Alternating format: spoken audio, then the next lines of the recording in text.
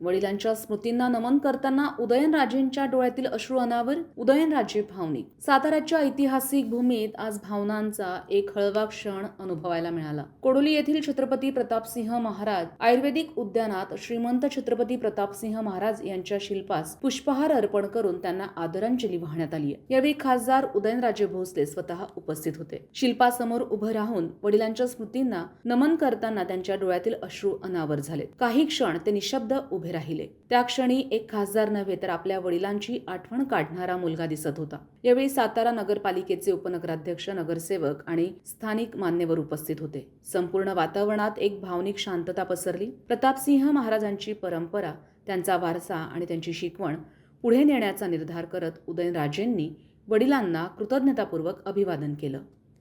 संविधान न्यूज, सातारा.